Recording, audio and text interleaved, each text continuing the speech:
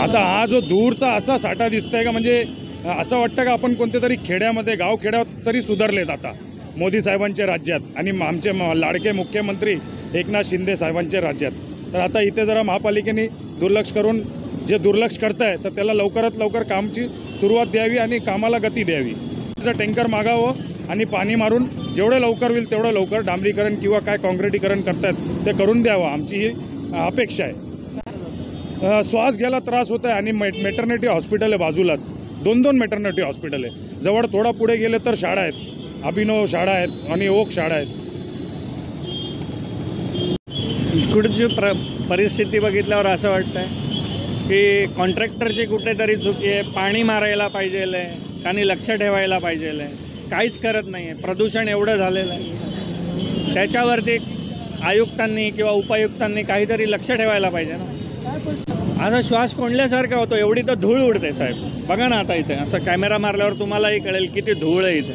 येता जाता त्रास होतो आहे ना, सगळ्यांनाच त्रास होतो. त्याचा विचार अधिकाऱ्यांनी कुठेतरी करायला पाहिजे असं आम्हालाही वाटतं आहे, जसं सगळ्यांनाच वाटतं आहे. पंचायत घाणेकर साहेब ते सुद्धा आवाज उठवतात आहे, पण रिस्पॉन्स मिळाला पाहिजे ना कुठे. म्हातारी माणसं आहेत सगळ्या. साहेब मला स्वतःला त्रास होतो आहे. येता जाता तुम्ही 2 वेळा गेले इकडून तर शिंका येतात, नाकात माती जात. हॉस्पिटल आहे बाजूला, कळायला पाहिजे. शाळा आहे, हॉस्पिटल्स आहेत, लहान पोरं आहेत. इथं मॅटर्निटीचं हॉस्पिटल आहे साहेब. मनोज पोद्दार.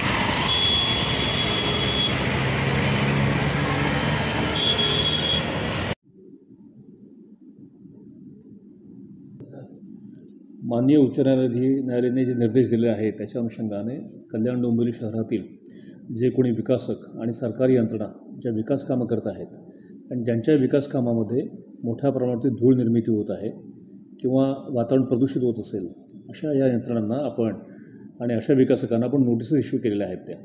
त्यानुसार आपण टास्क फोर्स गठीत केलेला आहे. हा टास्क फोर्स सहाय्यक आयुक्त त्या प्रभाग क्षेत्रामधले यांच्या अंतर्गत केलेला आहे.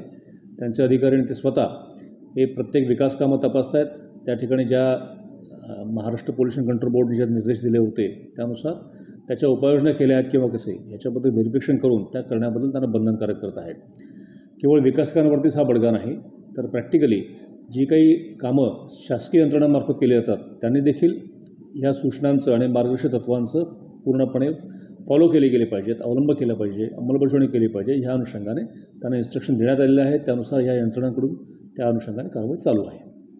संपूर्ण यंत्रणांचा समन्वय आहे या ठिकाणी, म्हणजे केवळ बांधकाम विभागच नाही, या व्यतिरिक्त प्रदूषण विभाग आमचा जो आहे, पर्यावरण विभाग आहे त्यांच्यामार्फत पण ही कारवाई चालू आहे. प्रभाग क्षेत्राच्या अधिकाऱ्यांमार्फत देखील आपली कारवाई पूर्णपणे चालू आहे. अशा एकत्रितपणे आपल्याला कल्याण डोंबिवली क्षेत्रामध्ये सर्व यांच्यावरती आपण कारवाई करतो आहे.